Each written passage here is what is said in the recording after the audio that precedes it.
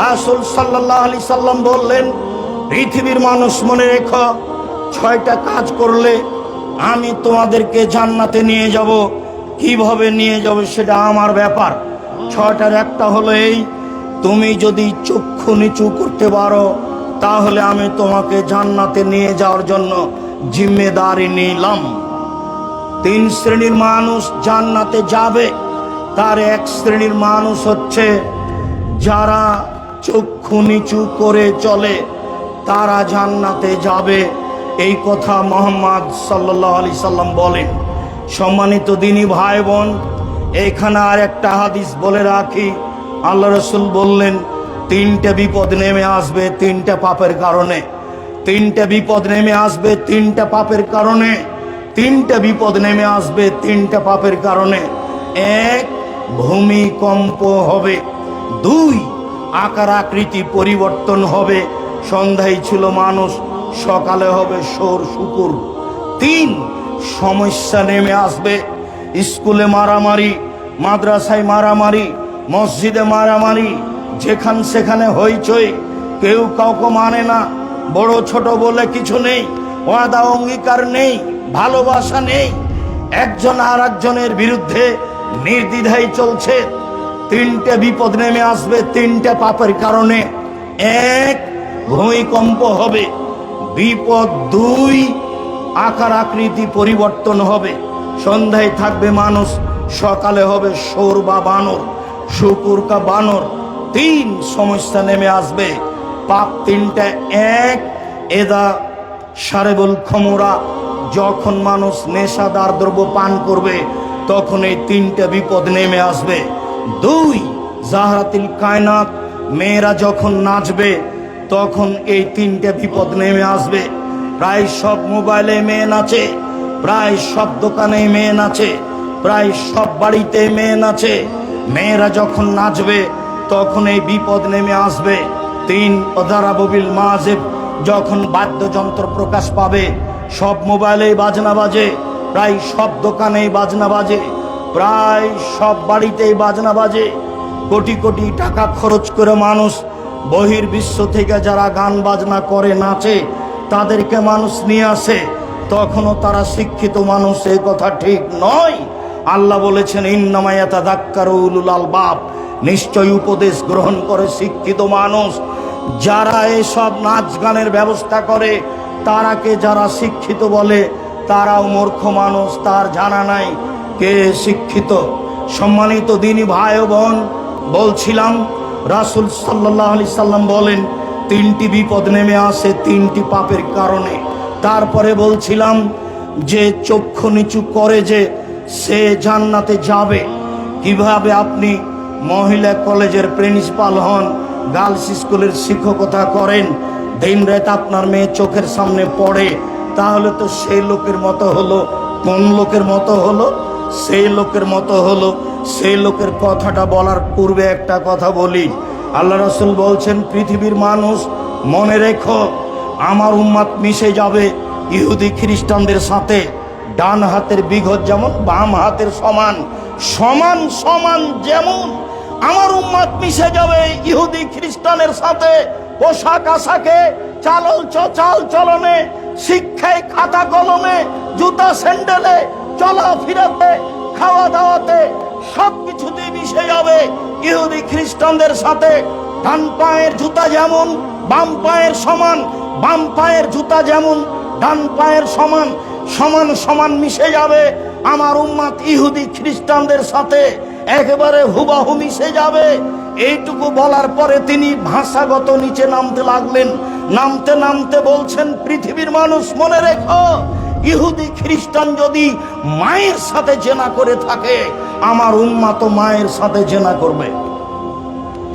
আপনার পাশে ছেলেটা দাঁড়িয়ে আছে, তার মাথায় দেখেন চুল কিভাবে ছাটা আছে, তার গায়ের গেঞ্জিটা দেখেন। এবার আপনার কাছে ফিরে যাই, যেই কথাটা বলার জন্য এইটুকু বলছি সেটুকু হলো, আপনি প্রতি রমজানে উমরা করেন, হজও বেশ কয়েকবার করেছেন।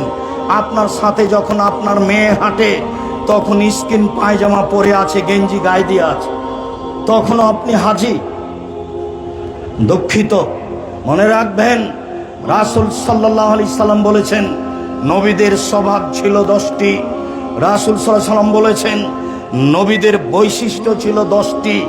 রাসূল সাল্লাল্লাহু আলাইহি সাল্লাম বলেছেন নবীগণের খাসলাত, অভ্যাস, শিষ্টাচার, নীতি, স্বভাব ছিল 10টি। এক, কাসু সারেব, মোচ কেটে ফেলতে হবে, ব্লেড দিয়ে চাঁচা নয়। 2, এ ফাউল্লোহা, দাড়ি বড় করতে হবে। চেঁচে ফেললেও বড় পাপ, কেটে ফেললেও বড় পাপ। চেঁচে ফেললে তার উপরে অভিশাপ হবে আল্লাহর পক্ষ থেকে। ও মহিলা হতে চায়, মহিলার সাদৃশ্য হতে চায়, তার জন্য তার উপরে অভিশাপ হবে, গজব হবে। এই কথা মুহাম্মদ সাল্লাল্লাহু আলাইহি সাল্লাম বলেন। 3, মেশওয়াক করতে হবে। নবীগণের বৈশিষ্ট্য 4, পেশাব পায়খানার পরে পানি দিয়ে পবিত্রতা অর্জন করতে হবে। এটাই রাসূলের নীতি। আগে ঢেল টিস্যু পেপার পান, পরে পানি, এ কথা নয়। পানি দিয়েই পবিত্রতা অর্জন করতে হবে পেশাব পায়খানার পরে। তারপরে হাতটা মাটিতে মেজে নিতে হবে, একাধিক সহিহ হাদিস। আবার ঢেল টিস্যু পেপার ধরে 40 কদম হাঁটতে হবে, পায়ের উপরে পা উঠাতে হবে, খক খক করে কাশতে হবে। এই অপছন্দ নীতি রাসূল সাল্লাল্লাহু আলাইহি সাল্লামের নয়। এই নোংরা নীতি রাসূল সাল্লাল্লাহু আলাইহি সাল্লামের নয়। যদি তাই হয় তাহলে সে ঢেল টিস্যু পেপার নিয়ে 40 কদম হাঁটে, তার বউ কেন হাঁটে না? তার বউ কেন পায়ের উপরে পা উঠায় না? তার বউ কেন খক খক করে কাশে না? তাকে শুধু জান্নাতে যেতে হবে, পবিত্রতা অর্জন করে বউ যাবে না? এই বেইনসাফি নীতি তো রাসূল সাল্লাল্লাহু আলাইহি সাল্লাম পছন্দ করেন না। শুনুন, তারপরে তিনি বলেন কাসফুল আজফার, নখ কেটে ফেলতে হবে। নবীগণ নখ কেটে দিতেন, হাতে পায়ের নখ কাটতে হবে। আপনার মেয়ের নখ বড় আছে, মনে রাখা ভালো হবে। ইহুদি খ্রিস্টানদের পতিতালয়ের মেয়েদের বৈশিষ্ট্য হচ্ছে নখে নেইল পালিশ দেওয়া, নখ বড় রাখা। ইহুদি খ্রিস্টানদের পতিতালয়ের মেয়েদের বৈশিষ্ট্য হচ্ছে নখ বড় রাখা, নখে নেইল পালিশ দেওয়া। ইহুদি খ্রিস্টানদের পতিতালয়ের মেয়েদের স্বভাব হলো নখ বড় রাখা, নখে নেইল পালিশ দেওয়া। এই নীতি ইহুদি খ্রিস্টানদের পক্ষ থেকে এসেছে। পৃথিবীর মানুষ মনে রেখো, আমার উম্মত মিশে যাবে ইহুদি খ্রিস্টানের সাথে। ডান হাতের বিঘত যেমন বাম হাতের সমান, ডান পায়ের জুতা যেমন বাম পায়ের সমান, সমান সমান চাল চলনে, পোশাক আশাকে, স্কুল কলেজে পড়াশোনায়, খাতা কলমে, গাড়ি ছাকড়াতে, চলাফেরাতে, খাওয়া পান করাতে, সবকিছুতে মিশে যাবে তাদের মতো হয়ে। বাম হাতে নির্দ্বিধায় পানি খাচ্ছে, বাপ দেখছে মা খাচ্ছে, মা দেখছে বাপ খাচ্ছে, মেয়ে খাচ্ছে। ও নাকি শিক্ষিত, কি করে শিক্ষিত হতে পারে?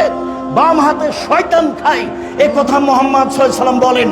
আয়েশা রাদিয়াল্লাহু তাআলা আনহা বলেন আল্লাহর নবীর বাম হাত ছিল পেশাব পায়খানার জন্য, অলিল কাদার, খারাপ কিছুর জন্য। ডান হাত ছিল খাওয়ার জন্য, পবিত্রতার জন্য। এরা শিক্ষিত মানুষ ইহুদি খ্রিস্টানদের সাথে নিয়ম নীতিতে, নোংরা নীতিতে মিলে যাওয়ার পরেও তাদের মতো হয় কি করে? রাসূল সাল্লাল্লাহু আলাইহি সাল্লাম বললেন নাক ফুলে বেতে বগলের লুম উঠিয়ে ফেলতে হবে। পুরুষ নারী একই হুকুম, ব্লেড নয়। হালাকোলানাতে নিচের লুম পরিষ্কার করতে হবে, ঊর্ধ্বে টাইম 40 দিন। পুরুষ নারী একই হুকুম, যেভাবে সহজ, যেভাবে সম্ভব। নবীগণের বৈশিষ্ট্য এটাই। সম্মানিত দিনী ভাই ও বোন, বলছিলাম রাসূল সাল্লাল্লাহু আলাইহি সাল্লাম বললেন 3 শ্রেণীর মানুষ জান্নাতে যাবে। তার 1 শ্রেণীর মানুষ আল্লাহর ভয়ে কাঁদে। যে আবু হুরায়রা রাদিয়াল্লাহু তাআলা আনহু বলেন রাসূল সাল্লাল্লাহু আলাইহি সাল্লাম বলেছেন লাইসা শাইউন আহাব্বা ইনদাল্লাহি মিন কাতরাতাইনি ওয়া ফারাইনি। 2টি বিন্দু ফোঁটা আল্লাহর কাছে যত প্রিয়, 2টি দাগ চিহ্ন আল্লাহর কাছে যত প্রিয়, পৃথিবীর কোনো কিছু আল্লাহর কাছে তত প্রিয় নয়। 1, কাতরাতু দমুইন মিন খাশিয়াতিল্লাহ, আল্লাহর ভয়ে 1 ফোঁটা চোখের পানি আল্লাহর কাছে যত প্রিয়, পৃথিবীর কোনো কিছু আল্লাহর কাছে তত প্রিয় নয়। হজ বড় ইবাদত, এ কথাই ঠিক। হজ কবুল হলে মানুষ হয়ে যায় সেই দিনের মতো যেদিন তার মা তাকে জন্ম দিয়েছে, নিষ্পাপ হয়ে যায়। এরপরেও এই ইবাদতটি আল্লাহর কাছে অত প্রিয় নয়। 1 ফোঁটা চোখের পানি আল্লাহর ভয়ে আল্লাহর কাছে যত প্রিয়।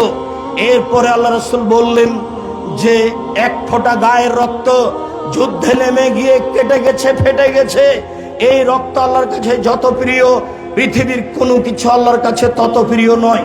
3, যুদ্ধে নেমে কেটে যাওয়া দাগ, ফেটে যাওয়া দাগ, এই দাগ আল্লাহর কাছে যত প্রিয় পৃথিবীর কোনো কিছু আল্লাহর কাছে তত প্রিয় নয়।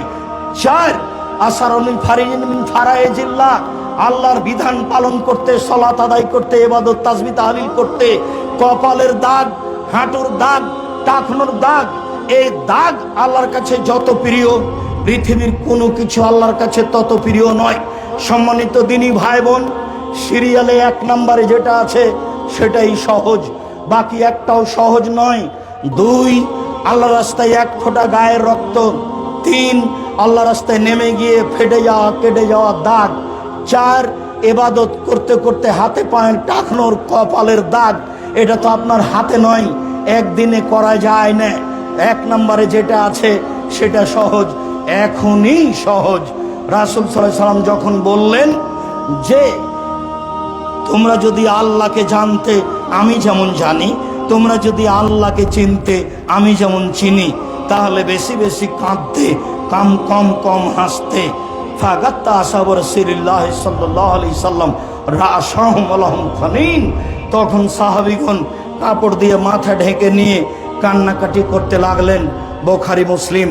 সম্মানিত দিনী ভাই বোন,